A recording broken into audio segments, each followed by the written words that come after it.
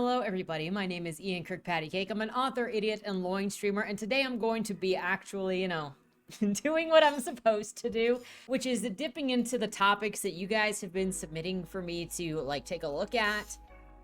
In case you guys have anything that you want me to look at, whether it's an article or an opinion on a subject or a question, anything that you might want me to answer, submit it to the submitted topic down in the description below. And eventually, when I remember to go and take a look at it, I will take a look at it, which is why we're here. I was going to do my video on male psychology and some the trauma response and all of that, but kind of like when I did the one on female, just to talk about, some female psychology I got yelled at. I don't feel like I'm in the greatest headspace right now to do something else that is going to make a lot of people mad, just to have discussions about nuanced topics. So we're going to put a pin in that for now. But instead, we're going to see what you guys have been submitting for a little short while. We're not going to get to everything, but we're going to get to some of them. And so, yeah. But before we get started, number one, if you enjoy what I do here on the channel, please remember to like, share, and subscribe for more. Number two, if you would like to be featured on the channel, check out the links down in the description below. The number one way to be featured is through Lemoi, the monthly prompt writing contest, where I give you a prompt, you write a short story using that prompt, and on the first Monday video of the month, we bask in your creative juices. The second way to be featured is not in a dirty way. The second way to be featured is if you are an indie author and you have a book out or a book that is coming out. If you submit your cover and your first chapter, the chapter will be read here on the channel to hopefully help more readers find your work, passively consuming your book via audiobook format. And I pick up books in there when I find stuff that I'm interested in. Other people may, check out the cover. It is just your time to shine. I do the best that I possibly can to just read straight whatever it is to hopefully, give you gotta freaking captivate them with your prose, with your characters, with your gorgeous cover. It's all you, baby. The third thing is, if you would like to check out any of my works, find out where these beautiful men are a part of, you can get my books from any of your favorite places to get books, including the local library upon request, or, OneDrive, they're already there. And prepare for Ralph and Casey's specific book, Bodymore Zero, coming out in October. Give it just a couple of months, and I will be putting up ARCs for anybody that wants an advanced reader copy. With that said, let's get into the topics. We got quite a bit to talk about, I'm sure. So the first is, we got a couple of articles here that have to do with censorship or removing offensive language. The first is from The Guardian, with Agatha Christie novels reworked to remove potentially offensive language. I covered a couple of these a while ago with R.L. Stine. And considering that banned books is also a topic on this channel, I feel like changing words in an author's books, especially without their consent, whether they're still alive and you change them, or if they're after death and you change them, I feel like that's a lot closer to book banning than removing a book from a school. Maybe you'll disagree with me on that. I won't be surprised. There's very little that surprises me nowadays. But it actually changes intent and changes the words of somebody to do this. Anyway, Pierrot and Miss Marple Mysteries have passages edited by sensitivity readers for the latest HarperCollins editions. I also think that it's important to keep the language of books the way that they were, one, as intended by the author, because you can have editors that change the entire intent or entire character just by choosing different words, change the entire intent of a passage just by changing certain words. Sometimes a character is supposed to be caustic. If you've been around the channel much, you'll also possibly remember that I've talked about how these are ways for people to reach through time, and you're talking to somebody from the past through the books that they have left behind for you in the future to read. And so it is desecration of the dead, I feel like, to take their words and change them and still put their names on them. Anyway, several Agatha Christie books have been edited to remove potentially offensive language, including insults and references to ethnicity. Just let them be. Pierrot and Miss Marple Mysteries, but written between the 1920s and 1976, had passages reworked or removed in new editions published by HarperCollins to strip them of language and descriptions that modern audiences find offensive, especially those involving the characters Christie's protagonists encounter outside of the UK. Sensitivity readers have had made the edits, which were evident in digital versions or the new editions, including an entire Miss Marple run and selected Poirot novels set to be released or have been released since 2020. The updates follow edits made to books by Roald Dahl and Ian Fleming to remove offensive references to gender and race in a bid to preserve their relevance to modern readers. But when you change stuff like that, then you change what is being referenced, period. You could end up changing the entire intent, especially when certain perspectives are being made by those characters, both from the time period of what was considered normal, and two, if a character is supposed to be less than couth. And it makes me think of how Alex in Dead End Drive is kind of uncouth, kind of very uncouth, and he's kind of a dick. And there are people who would not like the way that Alex talks because it's kind of insulting, but he's also kind of a murderer. He's also kind of a... He says some questionable things, okay? And it's done on purpose. The newspaper reported that the edits cut references to ethnicity, such as describing characters as Black, Jewish, or Gypsy, or a female character torso as Black Marble and a judge's Indian temper, and removed terms such as Oriental or the N-word. The word natives has also been replaced with the word locals. This is changing a lot. Like, but why is Black and Jewish? I know that people have an issue with Gypsy, but why are Black and Jewish specifically also removed? Or why is of Black Marble bad? Well, I have opinions on sensitivity readers, and I will never use one for myself, ever. I don't care if other people use them for their work, because you're going to be determining how you want yourself represented. But I think applying sensitivity readers or editing to stuff that you didn't make and to stuff that you're not checking with the people who wrote them, I think that's a violation of trust, that's a violation of name, and you shouldn't be doing it. Among the examples of changes cited by the Telegraph is the 1937 Poirot novel Death of the Nile, on the Nile, in which the character Miss Allerton complains that a group of children are pestering her, saying that they come back and stare, and their eyes are simply disgusting. And so are their noses, and I don't believe I really like children. This has been stripped down in the new edition to state, they come back and stare, and I don't believe I really like children. Why? Let her be vile. In the new edition of the 1964 Miss Marple novel, A Caribbean Mystery, the amateur detective's musings that the hotel worker smiles at her has such lovely white teeth has been removed, the newspaper added. This is beyond the pale. You're not like just going, oh, that can be offensive. White teeth is offensive? Having freaking disgusting eyes and their noses is offensive? Who are you? Can the sensitivity readers in the chat please stand up and tell me what is offensive to this? Also, you're wrong. There are certain things that I don't believe need to be acknowledged because they're so ridiculous that you can just dismiss them. Some arguments are just ridiculous enough that you can not acknowledge them. Sorry, I'm getting off on a tangent. Sensitivity readers are a comparatively recent phenomenon publishing that have gained widespread attention in the past 2 years. They vet both new publications and older works for potentially offensive language and descriptions and aim to improve diversity in the publishing industry, though some are paid extremely low wages. Look, I am trying to be as fair as possible to sensitivity readers, even though I don't believe in them. I mean, I know they exist. I just don't believe in using them for this purpose. And if, like I said, if an individual wants to hire somebody for their manuscript, specifically their manuscript, fine, whatever. It's not my place to demand somebody not use a service that they want to use, just as it's not somebody else's place to demand that I use a service that I don't want to use. You get to do what you want to do.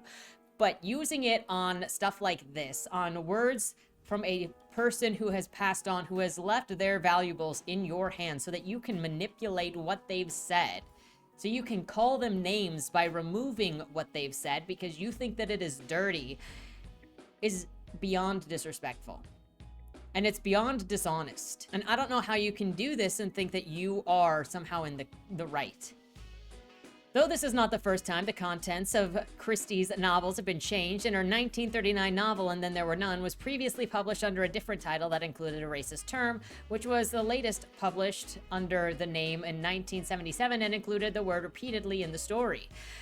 Agatha Christie Limited, a company run by the author's great-grandson, James Prickard, is understood to handle licensing of her literary and film rights. The company and HarperCollins have been contacted for comment. You know, the fact that HarperCollins was like, we need to remove White Teeth from this, but then also published Tampa.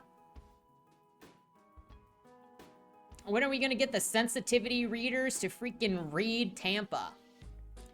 Because I don't know what would be left of that book once sensitivity readers read it. And if sensitivity readers don't see a problem with Tampa, do I got words? I got curiosities for you, my guy. Other mid-century authors whose works have been revised. We got Roald Dahl. I've covered that before. Ian Fleming. Oh yeah, Roald Dahl was edited for fat and ugly, as well as anti-Semitic references. For instance, the characters with big nose and witches. I'm sorry, we're not allowed to have big-nosed characters anymore. Gender-neutral terms were also added with Charlie and the Chocolate Factory's Oompa Loompas were small men. They are now small people. And the Cloudmen in James and the Giant Peach are now cloud people. Stop it. Get some help. Ian Fleming. To mark the 70 years since Casino Royale, Fleming's first book featuring spy James Bond was published. A full set of thrillers will be reissued. This time they will contain the disclaimer: this book was written at a time when terms and attitudes might be considered offensive by modern readers. Many changes are to racist language. In Live and Let Die, Bond's comments that would be African criminals in gold and diamond trades are pretty law-abiding chaps, I should have thought, except when they have drunk too much, has been changed to pretty law-abiding chaps, I should have thought. I think most people can be pretty law-abiding chaps until they have drunk too much. Can we not?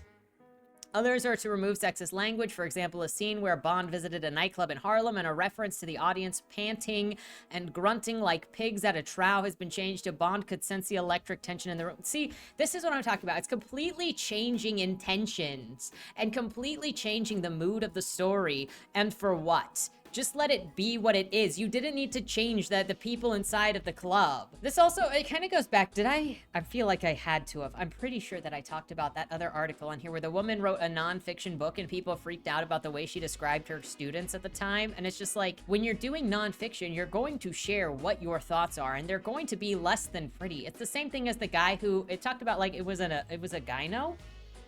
And he talked in a very clinical way and very like dark humor kind of way about the stuff that he faced while he was doing that job and how you had to dehumanize in order to do that job. And while some people found that like uncomfortable, it was also insight into that mindset of like what you have to do or what you might be like when you're facing stuff like that all the time. And so there's so much more that goes into choice language, not just the time period, not just the character, but the mood, the style, the judgment. And that does happen. You're going to have narrators that are not great people. I write characters that are not great people as main characters. I mean, Casey is not a main character, but he is the co-star, and he is not a great person, and you're going to have that happen. But this is just, it's overkill. And what are you doing? Over here, R.L. Stine accuses publisher of censoring Goosebump books without permission. So we don't even just have them doing it post-mortem. We also have them doing it to people who are alive, who are changing words that you have said without telling you. So you're being assigned words. I've never changed a word of Goosebumps. Any changes were never shown to me. One of Goosebumps' characters is now cheerful instead of plump. Elsewhere, the word crazy has been changed to silly, and a character who dressed as a dark and stormy night for Halloween now no longer wears black face paint. More than 100 edits have been made to the books, which were first published in the 1990s and sold 4 million copies a month at the height of their success. The popularity of the series was reinforced in 2015 when the film based on it, starring Jack Black, made $158.3 million in the box office. The sequel of the film made nearly $100 million. Weight references, such as having at least 6 chins resembling a bowling ball and having squirrel cheeks, have been stripped from the novel. A real nut is now a real wild one, and a nutcase is a weirdo. How long until those are crossing the line? Can we just... As a I'm trying not to be mean to sensitivity readers, but like, it's genuinely offensive to me to change other people's words. And I don't care if the words offend you, because you are offending me.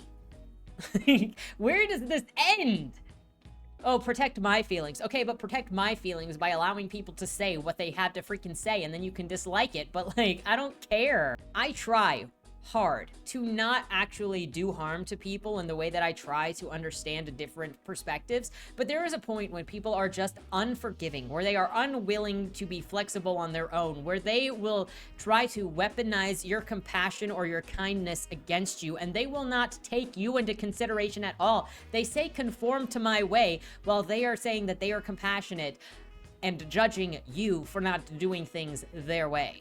In the book Don't Go to Sleep, Stein edited a boy dismissing Tolstoy's Anna Karenina as girl stuff. The boy now insists it's simply not interesting. He can say that it's girl stuff and he's not interested. Oh my gosh. And then Brian Cox and Salman Rushdie lead backlash against absurd censorship of Roald Dahl's classic books to remove offensive language as woke publishing censors are accused of McCarthyism. Again, it's crossing a line. And I've talked about Salman Rushdie before on the channel because a year or two ago, a couple of years ago, he was stabbed in the eye for protecting free speech and attacking Islam, quote unquote. The intervention comes as hundreds of changes have been made to beloved children's books, including no longer referring to Augustus Gloop as fat. Oh my gosh, it just changes his character. It's not a big deal, guys. Brian Cox told Times Radio, I really do believe these books are of their time and they should be left alone, as they should be left alone. Roald Dahl was a great satirist. Apart from anything else, it's a disgrace.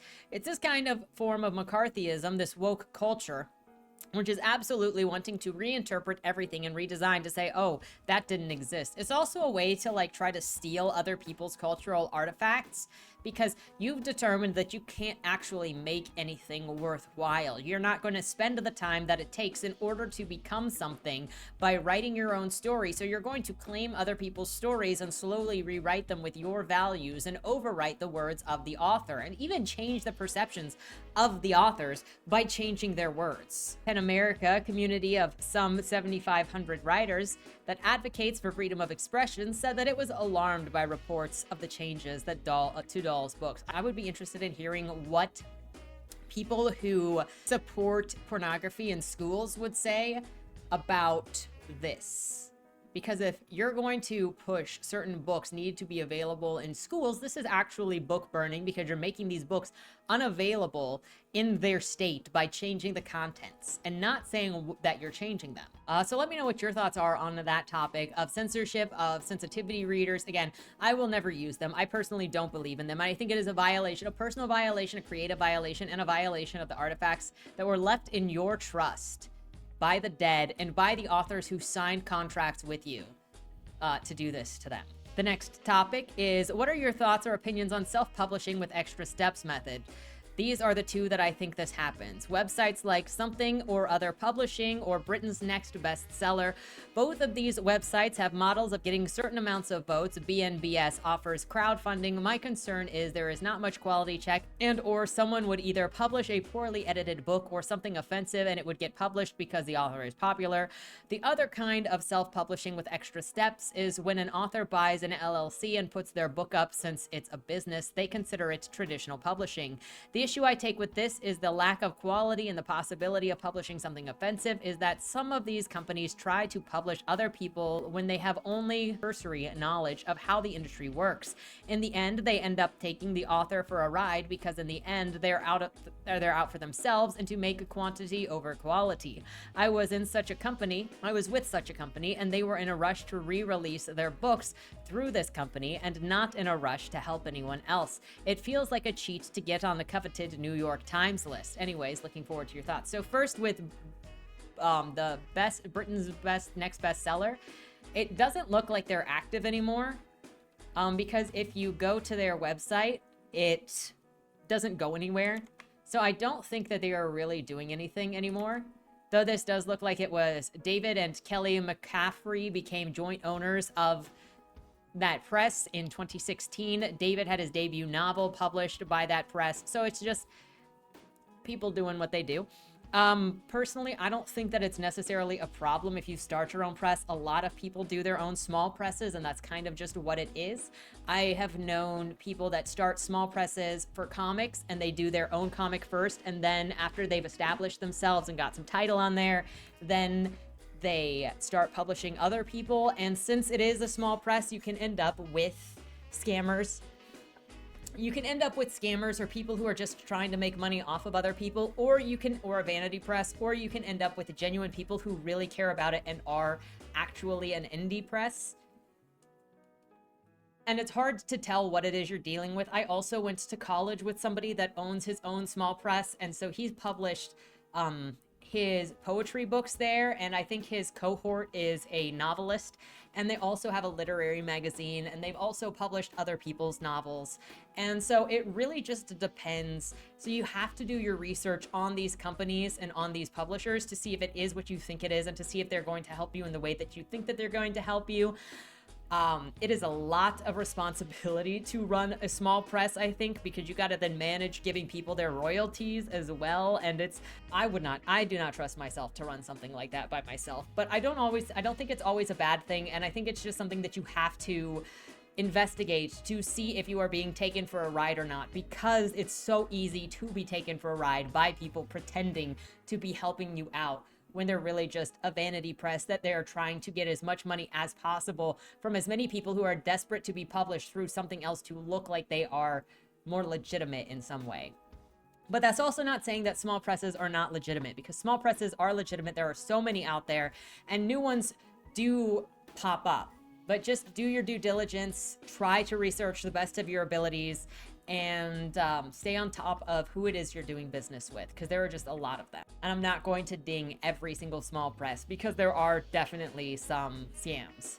The other one with Foop, which it sounds like if it's about getting a publishing contract after getting enough votes, I feel like Wattpad does the same thing, where you can be published if your book is popular enough, though I'm not sure if Wattpad has its own publisher at the moment. In their FAQ, it says, what does matter is whether your social network likes your book and votes for it.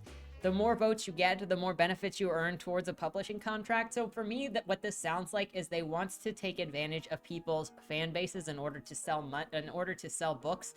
And that's just the way that I would look at it. I'm not saying that is what they do. This is just an opinion on this. I don't particularly like the idea, but that is just what it is, in the same way that a publisher might pick up an author that has a huge social media following, thinking that that social media following is going to buy the book. This just seems like a way to try to use people's already established bases. So if you show that you've got a fan base, then they'll vote for you, and then hopefully they'll buy your book, and that means money for them.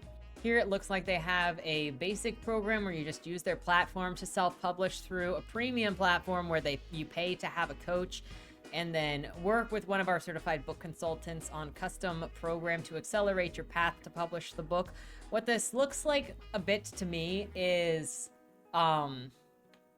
a little bit like vanity publishing in some ways, and vanity publishing doesn't have to be the worst. I don't think that I think you need to be very careful with vanity publishers, but I do think that there is a place for publishers, or for places that basically do all of the background work for you. And that's for people that aren't interested in learning how to publish themselves and just want to get the book out there and like hand all of the back end stuff to somebody else. I've met people like that. I've seen plenty of people like that just, they want to go, here is my book. Can you slap a cover on it? Can you get it an ISBN? Can you get it listed on stores and all of this noise? I don't want to deal with that. Can you just do it for me?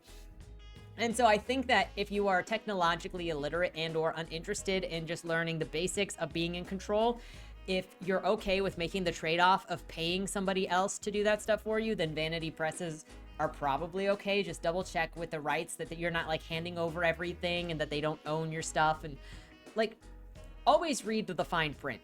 I would not go with a vanity press, but I can understand where something like that might be desirable to some people. However, in something like this, I would be very careful in anything that asks you to pay them for something, because usually that's the sign of a bad deal. I'm not going to say anything. I'm not going to make any claims against something or of the other publishing because I don't know anything about them, but just be very careful and investigate what it is you're submitting your books to, what rights you get to retain, what it is they want from you. On the case of the offensive or low quality books, there's no stopping it. It doesn't really matter. Like, I've covered offensive books on this channel, both traditionally published and indie published. So even in just the last month, you have Heather and you have Tampa, which are both, one is indie and one is traditionally published. Offensive is going to vary based on who you are, because obviously even with the first topic that was on this video today, there were phrases that it's like, that's not offensive, what the heck? But then there are also people that would listen to or read Heather or Tampa and not find that offensive. Meanwhile, I'm like, you're gonna publish this child erotica, but you're not gonna publish that story over there because you think that that is too offensive to publish, but this is not too, I don't know.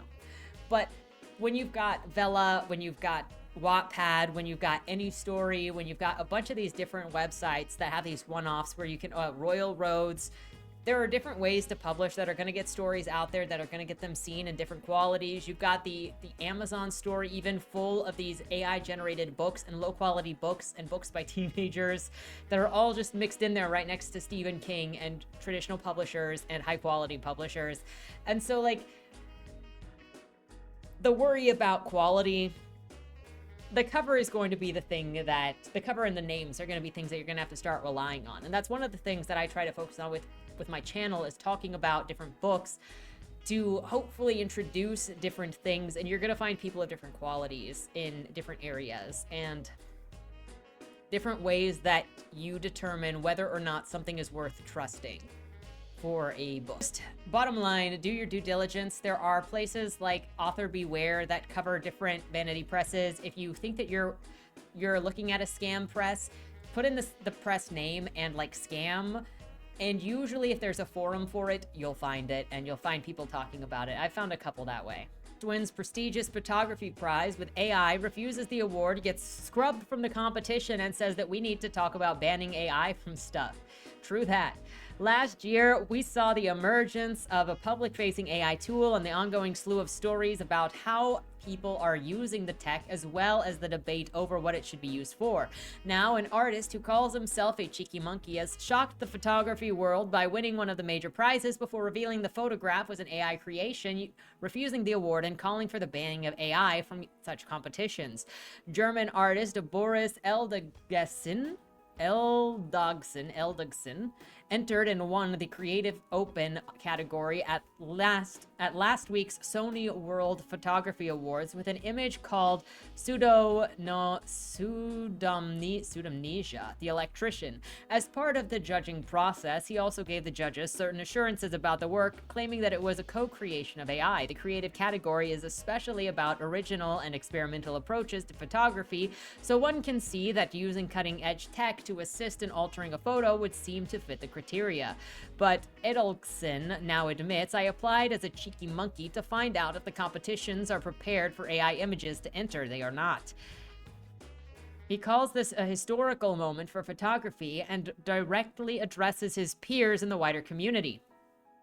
This is the first AI-generated image to win a prestigious international photography competition. How many of you knew or suspected that it was AI generated? Something about that doesn't feel right, does it? AI images and photography should not compete with each other in an award like this. There are different entities. They are different entities. AI is not photography. Therefore, I will not accept the award.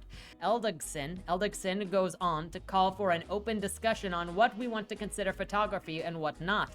He says his intention with the stunt was to speed up the debate about whether AI should be part of the photography awards, and points out that he has been a photographer for 30 years before using AI. For its part, the spokesman at the Sony Photography Awards told the BBC it felt Eldagsen had misled the judges, on the basis of which we felt his entry fulfilled the criteria for this category. As he has now decided to decline his award, we have suspended our activities with him and are keeping with his wishes to remove him from the competition. That just sounds like they are embarrassed. In some ways, this will be a rerun of a well-honed argument across various disciplines, which over history have treated technological advancements warily. In terms of AI especially, a story that stuck in my mind recently was when an AI artist won an art prize and was brazenly unapologetic about it, saying that art world was in denial. Photography itself was viewed with suspicion and in some cases fear long after its invention. But it's not hard to see how a technology that conjures unreal but real-looking images from its prompts is seen as a useful tool by some photographers and an existential problem by others. Part of the medium's appeal, after all, is surely that the photograph is an authentic image of the world as it was in time and a spot of time. There is a problem here in the photography industry, said the photographer and blogger Flores Khan. With this intention, Boris has stated that he wants photography contest organizers to have separate categories for AI images. I appreciate for him wanting this distinction in a photo contest. Yes, he entered an AI image into this contest, but it doesn't seem that he was out to defraud anyone. He wanted to highlight an issue that certainly needs a lot more attention from everyone. Khan ended by saying that Eldigson's stunt has clearly shown that even experienced photographers and art experts can be fooled, which will not be news to anyone interested in the fascinating history of art forgery, but does get at one of the big problems here. Eldigson, by his own admission, did mislead the judges to make his point before coming clean, but others will be all too happy to fake it to make it and take the plaudits without ever divulging a work's origin. Do competitors like these need anti-AI tools in order to enforce the rules? And we also already know that many of them are actually lying when it comes to using these things when they support them, when they put them out them, because we're also seeing backlash against the arts. And so this was even a year ago. When was this? Yeah, April 2023, and it was already being pushed out there. I respect the guys for starting these conversations, even, in spring of last year, and pushing it out there, because it does need to be discussed. There is no place, as far as I'm concerned, there is no place for fake photography in a photography competition. It is about lighting. It is about competition. It is about the work that goes into forming a photo, and a lot of work goes into creating or finding or spotting or actually getting that photo. If you've seen photographers work where they lay on the floor, where they climb on things, where it's got to be just the right angle, just the right timing, just the right time and place and position to get the energy of that thing, it is specific. And not only that, but obviously the unethical part where it is, stealing from other people's work from everywhere. The next topic is, you did a video on Nothing Happened, and I realized it's the first in a serial, motive plus stake to tension to conflict. And so I'm requesting a video about why stakes matter. Think Shadow of the Conqueror, maybe titled, And Nobody Cares. I don't know if I should, let me know. I'm going to cover this with a quick answer, but then you can let me know if I should do a longer video of this in the comments down below.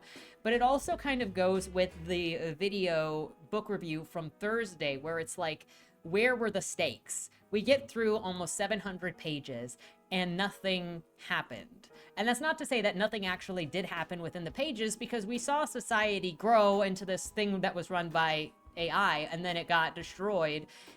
But what were the stakes? What was at risk? What was presented to the main character? Who was the main character? Who were the main character? Obviously, Rabin was a main character in this. But what was he facing? He wasn't facing anything. There wasn't anything he was trying to accomplish in order to make something stop. He was just kind of existing in a terrarium of his own creation with zero tension. There was nobody trying to stop him. There was nobody trying to kill him. There was nothing that he was trying to prevent from happening. And so there was no tension in that story. And it's through this setup of motive plus stakes that gets people invested to either see a character fail or to see a character succeed. If you look at what's the upcoming book, Bodymore Zero, you're going to be presented with Ralph, whose best friend and brother dies. Don't worry, it's not a spoiler. He dies in chapter 2. That's the catalyst of the story. And so what he is trying to do is bring Casey back to life and to stop him from the horror show that he has become because he's a ghost. And you've also, in addition to that, you're dealing with Casey's anger, and it's turned up. So you've got the tension between Casey and Ralph the whole time, with Casey threatening Ralph, and Ralph trying to mitigate everything. And also the tension of Ralph being stopped by the police because of these this trail of bodies being left behind by Casey. So the stakes are that Ralph fails in helping his brother.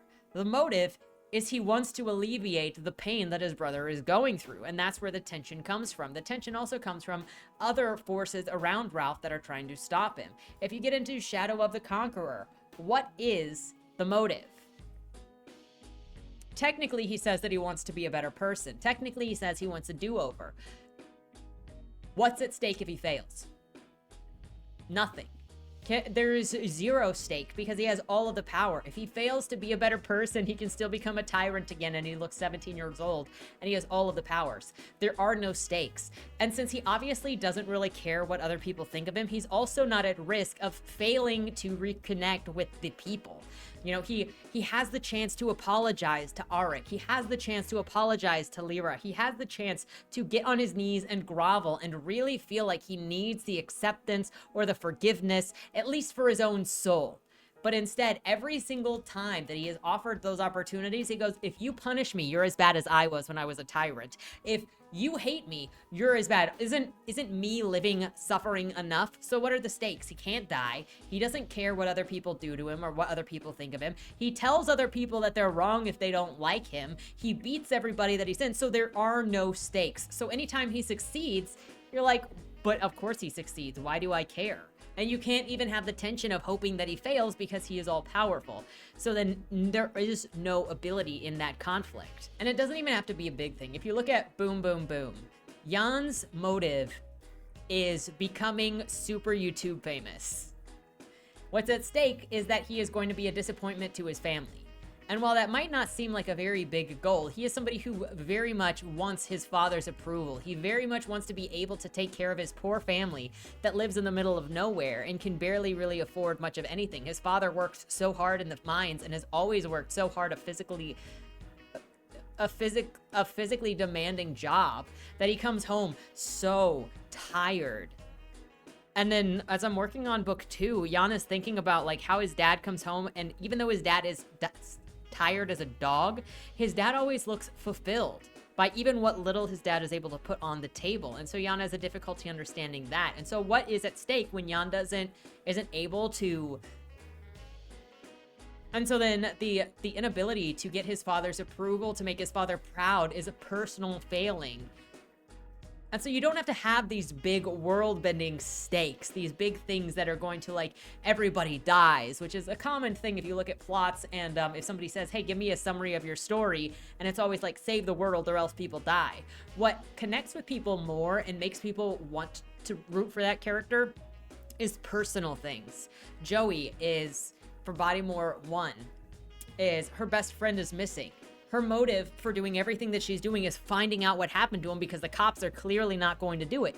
What's at stake? Her best friend. He could be dead. He could be lost. He could be dying on the side of the road somewhere. She needs to find him, and that's where the tension is. And then she's also got the tension of ignoring her boyfriend because she's too busy chasing after the ghost of her best friend, figuratively speaking. So the way that you get somebody to care is you give your character a motive. And so going back to the video from Thursday where you have Bringer of Light, what could have made me care about Raven is he needed to have a goal of, I want to have a second chance with my brother Baldur because the war happened and my home was destroyed and my family was destroyed and I didn't get to grow up alongside my brother Baldur. So, and I can't change back. I can't take time back.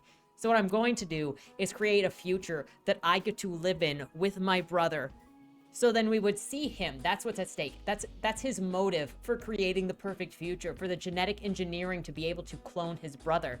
Meanwhile, the stake is that he doesn't get to live with his brother. And with it being a twin brother and the only family that he really had, that is such an important thing to him. You can show that love and that need. You could have had Mo working against Raven to do the AI thing, which was completely separate from the motives that Raven had. Raven could have actually invested in Mo thinking that they had the same goal, and the tension comes from Mo not wanting to cooperate with him because they have different goals. And then that creates a conflict in which you want to see somebody succeed in the end, or you see somebody struggling to get where they want to be and taking out everything in their way so that they can get what they freaking want, or having to work in it a different way. And so giving your character that motive is so important to pushing the story forward and to getting the reader to go along with you to see where it's going to go. The motive thing can be strong or a weaker thing, as long as you've got something. But generally, if you've got no motive, it gets exceptionally weaker and harder to hold on to the reader or the momentum going forward. Oh no, AI is taking the jobs of Kenyans who write essays for US college students. Hot take here, maybe college students should be writing their own essays. So I know you don't want to do it. I freaking hate writing essays. I hated writing research papers. It is so different from writing a novel. You only get the skills from school that you put in to the work that you do in school. So if you get the piece of paper at the end of university and you can't actually write an essay, you can't actually reason your thoughts out, that paper is worthless. So maybe don't use AI or Kenyans to write your papers. Use your brains and your fingertips, or your voice to your text to your speech to text. That's all that I gotta say on that, my guy. Like, just don't. You cheat yourself out of everything. The next question here is, I just saw Neil Gaiman's news. I can't believe it. The English language is changing, and I believe that there is a lot of manipulation by some outside sources. Who voted on changing vagina into bonus hole? And do you, as a wielder of the human language, understand the ramifications of that? He has nothing to say about how people are now made to say birthing or whatever, and that replaces women. He is smart enough to know what is going on, and there are more pressing issues. Thank him poking fun at someone using there in a singular in a tweet. Mr. Neil Gaiman, supposed person who writes should look up to there might be singular, but they and them historically ain't. Enough said. Changing language is also meant to control the way that you think and the way that you see things, and also the choices that you make with language distance you or make you closer to the subject. So I know a lot of people hate the word female because they say that it feels impersonal, it feels clinical, it's often associated with people who are awkward with women. And personally, I like to use the word female. I use it more commonly than women or girls. And I think that's partially because I've always been a writer. And so you always say like male characters or female characters. You don't say woman characters or man characters. And so then I think I, by default, say female and male a lot of the time. But then I also recognize that when I say female or male, it also gives me a safe distance from those things, where in the case where maybe I don't want to be as closely related to things, I can have that safe distance by the language that I use. So when you're saying bonus hole instead of vagina, when you're changing, it's pretty disrespectful, to be honest with you. But vagina is a clinical term. It's a biological term. It is a medical term. Whereas bonus hole is more disrespectful. It's more casual, and it dehumanizes people. Kind of like, oh, you got that fleshlight? It's a bonus hole. It reduces somebody. If we're going to talk about reducing people to body parts, that's what that is. There is a mixture of people. It's very hard to generalize this because I think some people don't realize the gravity of what changing language does, or what the choices in language does for what you're trying to communicate. And in other cases, I think people very well do know what they're doing when they try to change language, because it manipulates communication and feelings and all of that. So I would just say, in general, be careful of the way that you speak and kind of try to understand why it is you make the choices that you make. I know when I'm doing, especially when I'm writing and I get into editing side and I start paying a lot more attention to the words that I put down in order to get the vibes that I want, in order to express the things that I want. Are there nicer ways to say certain things? Of course there are, but you want to express a certain dehumanization or a certain closeness or a certain obsession, and the different things that you focus on in the way that you speak is going to express those things. I know that in my book, Cain and Abel, and both of them, since they are focused so much on the body, since they're so much focused on the fetishization, there are specific body parts that they focus on when they're introducing that they're looking at somebody. And that is a choice. When you're looking at any sort of story, pay attention to the things that are described, and it'll tell you how to interpret certain things because of the words used, because of the voice. You know, somebody saying, look at those tits, is completely different vibe than breasts, right? And so words do matter, and it says something about that person or about the vibe that they're going for. Somebody that says anus versus butthole. And since that's such a weird topic to end on, we're going to end on, what do you mean that you can get your books available upon request at a library? So it's going to probably be different based on wherever you're at, because every library is run locally. At my local library, if you want to get a book in that is not currently at your library, you go into the front desk, and usually you can ask them, the people who work at the front desk, how to request a book in the library, and they will usually give you a form that you can fill out and put in the title of the book, the author of the book, maybe the year of the book, and it's usually fairly straightforward, and then they can order the book for you. Generally, and this is why I recommend using Ingram Sparks over KDP for publishing your book, Ingram Sparks is the independent arm of Ingram, and Ingram is the publisher or the distributor for a lot of major traditional publishers.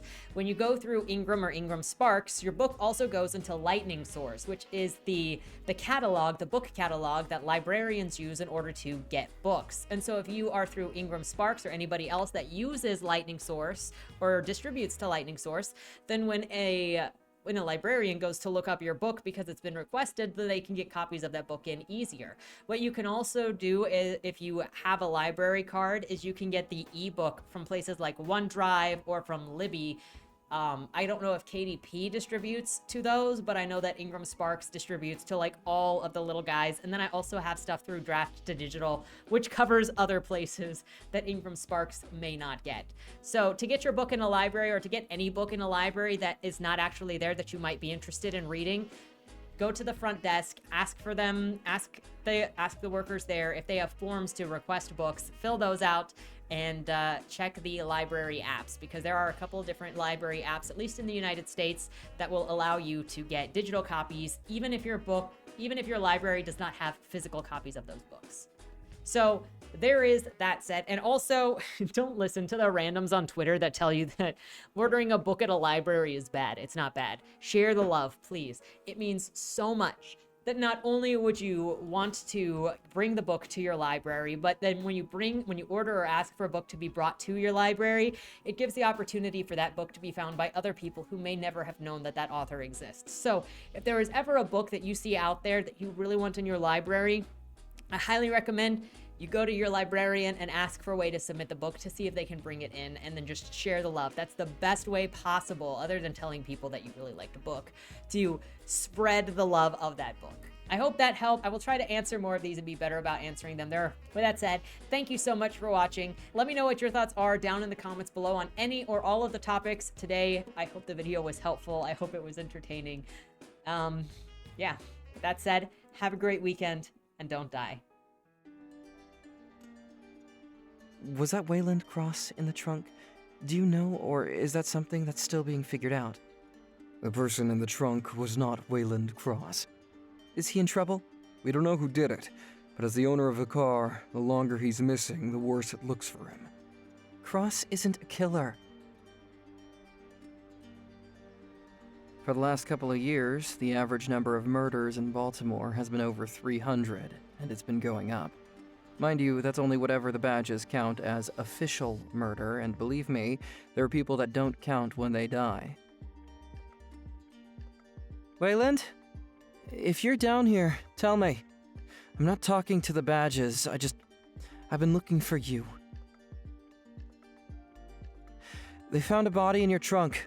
Why? Did you do that? To the left. Plain black letters read along the wall. You walked in the corridor. Once that ends, you chose the dark is on the right. My vision goes blurry, flickers black and black and black for longer intervals until I can't see anything at all. I'm not screaming anymore, but my voice echoes back to me. Where the hell am I? You're dead, Josephine. Even smart people do stupid shit sometimes, right?